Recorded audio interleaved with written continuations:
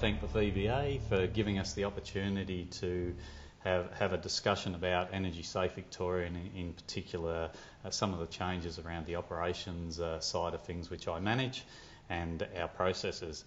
We are the technical regulator responsible for electrical and gas safety in Victoria.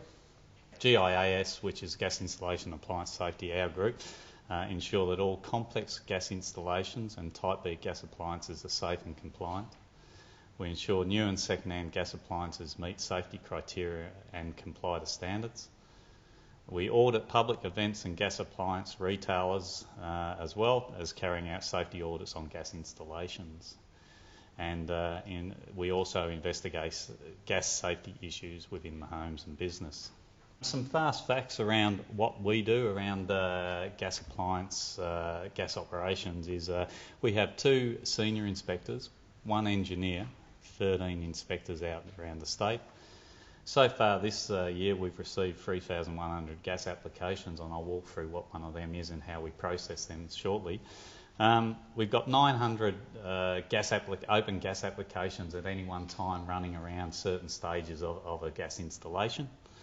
Presently there's about 145 that are past a nominated completion date by the applicant, and we have to then get a little bit active and chase them up, because sometimes plumbers are very busy and very good at doing what they do, which is installing gas work. Sometimes paperwork is probably a little bit, and continuing, there's a lot of paperwork to do in this industry, VBA, our stuff, and but it is a necessity to us to be able to accept some jobs without inspecting. We've issued so far 700 non-compliance notices. If you look at that against 3,100 jobs in, it looks a little bit alarming, but one of the challenges within my group at the moment is to look for some consistency about how we inspect. It's not about the Paul Harris 5601. It's an Australian standard, and my guys are being challenged now to apply this consistently. You shouldn't have to try to decipher which inspector you're going to get and do your installation to that. It should be done to 5601, and then it should be inspected to that. So that is one of the challenges my group have, and I'm really challenging them to actually look for that. That's complicated by 5601, which is a little bit ambiguous in some areas, and we're working on trying to look for them areas. We'll come up with some technical rulings to provide guidance out there in industry, and we're presently doing some of that work at the moment. We inspect approximately 70% of all gas installations, so anything that comes through a risk assessment within our computer system or in Type B within a matrix, if it comes up as a high risk, we will inspect it. So we do 70% of inspections of all jobs, and then we may do re-inspections depending on if a non-compliance is safety critical, or we deem to think that we might want to go back and have a little look. With that also, we have 4 inspectors. Of that 13 inspectors, 4 inspectors are permanently in the what we call the engineering pool, for want of a better word. We just assess gas applications. We look about their compliance against 5601 and 3184, I think the Type B stands, 3814, I'm a bit dyslexic in that standard, against compliance with that, and we do a lot of front-end work on that to say, and that helps us know whether we want to inspect it, or for the 30% of low level we're comfortable with, we'll ask you to provide us a little bit more information, consumer test sheets, combustible surfaces sheets, and then we're actually, once we get all that stuff back in, we have a look. If we're comfortable with the information you give, we will actually sign that job off and issue gas to that job, and that goes into a pool that we might randomly audit down the track. So that's sort of in a nutshell some fast facts of what we do, what sort of entertains our world. In the operations area, we also have another area which is appliance safety. They work on Type A appliances and so forth. We've got a couple of issues around butane cookers we'll briefly touch on later. Also some portable heaters and so forth, causing us a little bit of concern at the moment. So in a nutshell, we have either a complex gas installation or a standard gas installation. The VBA look after all standard gas installations. Our world is the complex gas installation, and I'm sure guys struggle with that concept of what is a complex, what is a standard gas installation. we have an information sheet on our website, sheet 33, that tries to make some sense out of the Gas Safety Act and the gas installation regulations around what is a prescribed building, what is a prescribed gas supply point, how many megajoules and so forth. And that then deciphers what is a complex installation, our world, or you're playing in the VBA world and you have to issue a compliance certificate.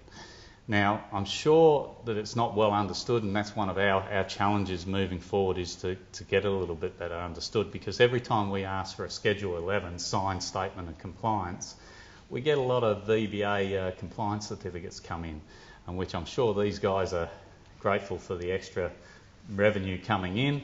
It's not what's required. Once you're in the complex world, you don't need to issue a compliance certificate. You need to provide us with a start work notice, and also at the end of it, any documentation we've asked for, plus a signed statement of compliance, and then we will inspect it once we've got that information.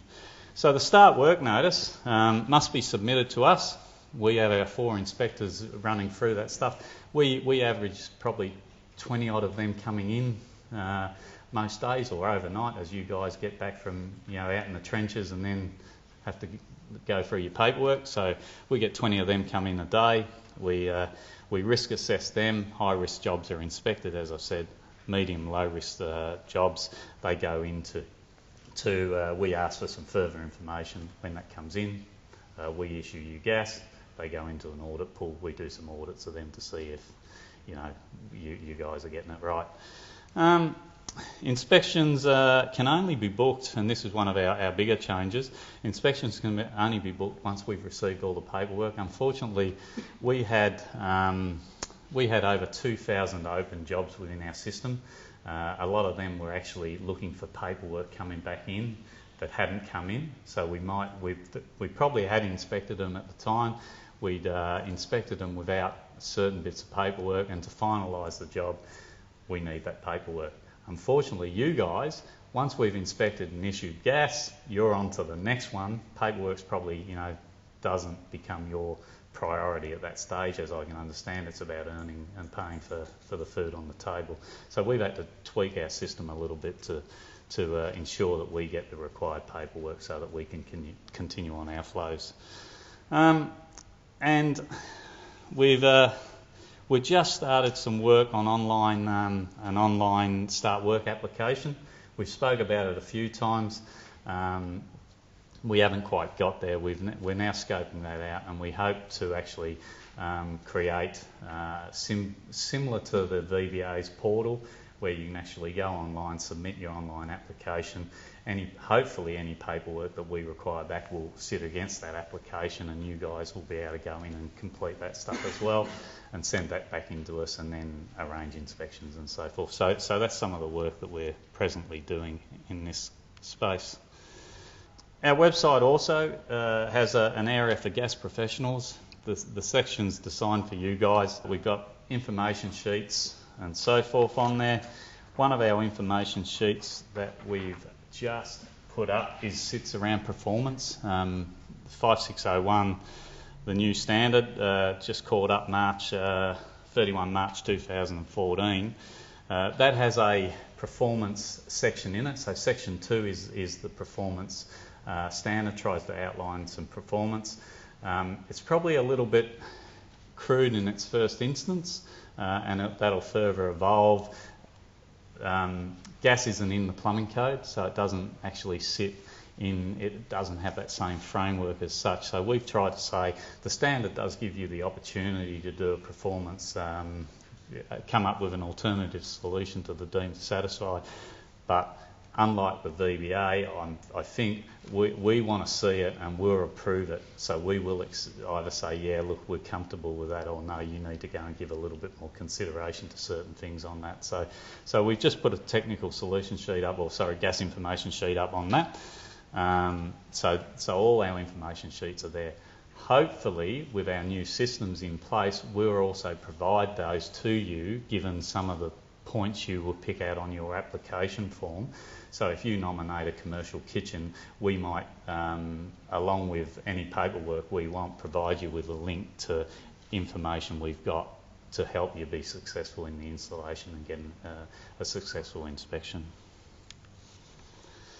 We've also got a homepage that has the latest gas news items and about ESV. Also, the website links there if you're not aware of that.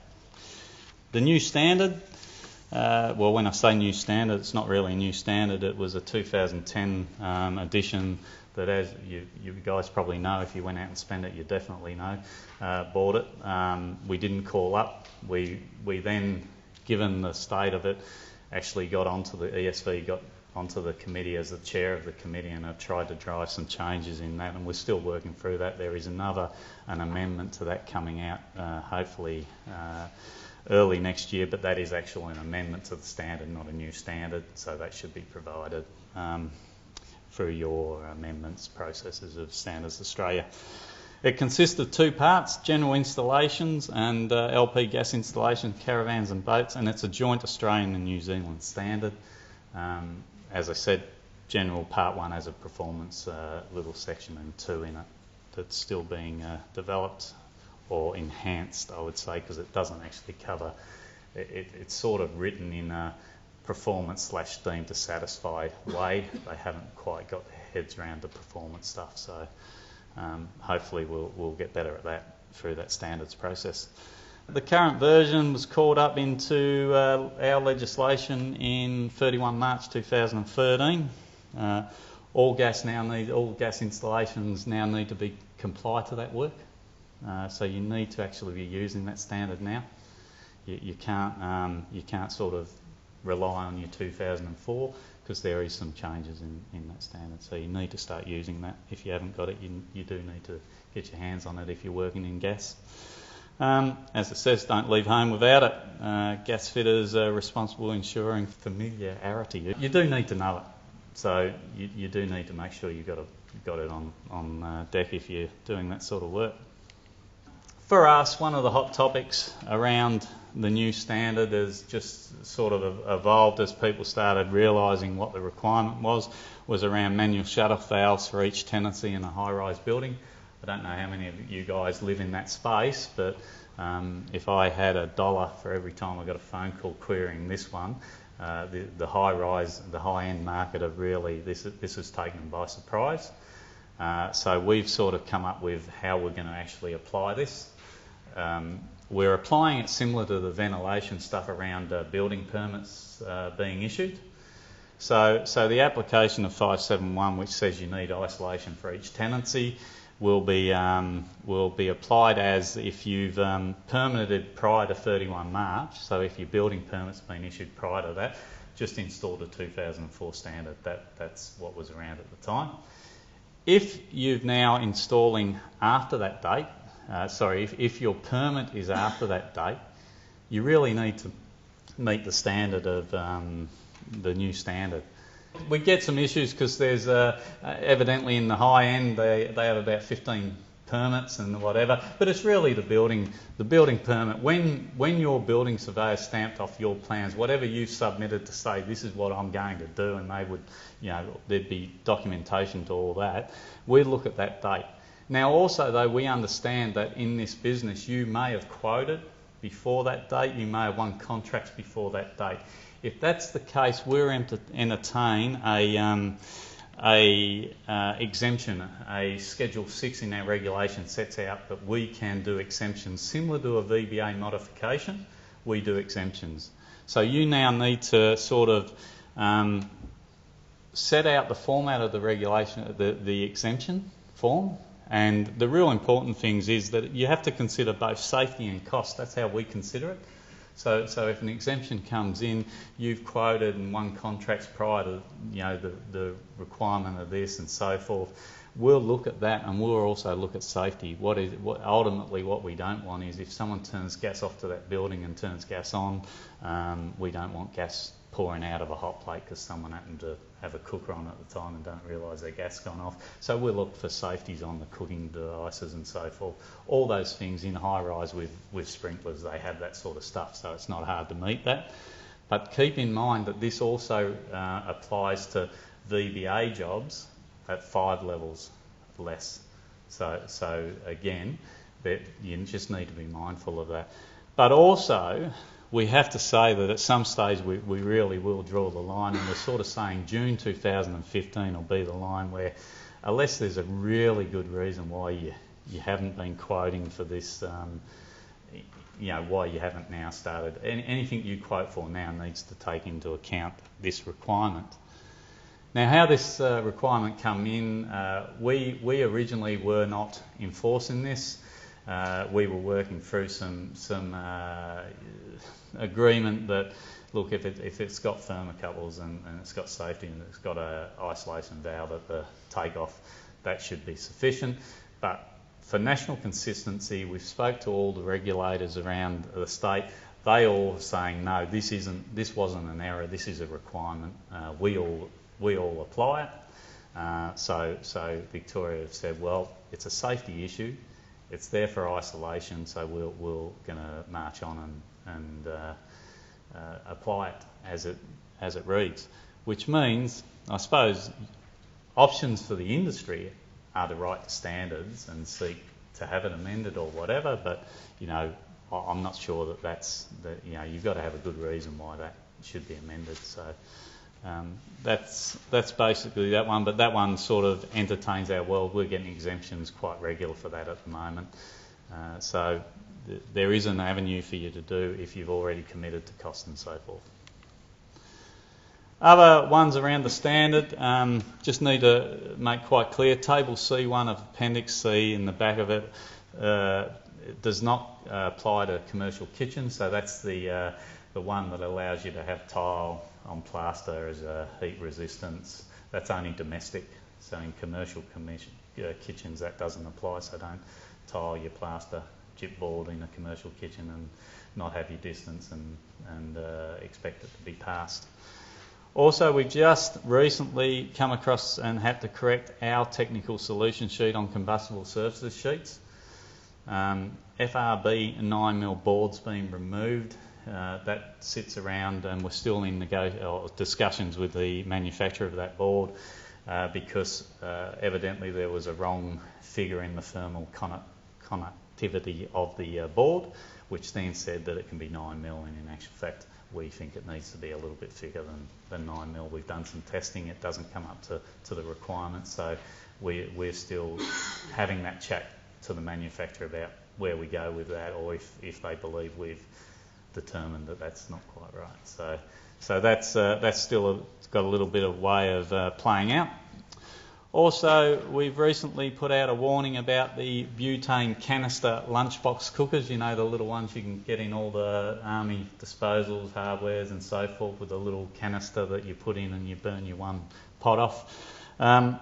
Whilst that's probably not so much an issue for plumbers, what we are saying is if any of your consumers or clients ask you about it, we think you're probably wise to be saying, look, you shouldn't use them. There's some issues around the disengaging if they get too hot, and we've had a couple go up. So there's a whole process around testing of them and how they've been allowed to be certified at that level, and that's another piece of work that's slowly working its way through to work out why we've got to this area.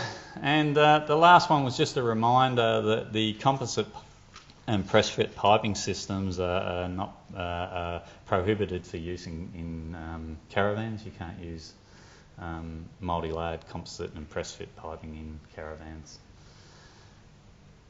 ESV run a helpline, 1800 526 563. We call it the 1800 Len number. Lenny Varka sits on that. He tries to get to calls. We've got a 24-hour turnaround on them calls. Sometimes we get some peaks and troughs in that area, so if you leave a message, we will get back to you. We also sometimes invite you to send your queries in an email so we know clearly what you're asking and we can give you a clear response back. So there's that avenue. We're happy to take questions from the industry, trade and public, and as I say, we welcome all questions. So to wrap up, GIAS is there to help you. We've got the 1800 number. All questions are welcome. Let's get the job done right. So we want to try and assist you as where we can. 5601 2013 is the standard we're now using, parts 1 and 2. And remember, if you want the gas supply, put in your gas application, because we will not issue gas supply approval without all the paperwork done and dusted.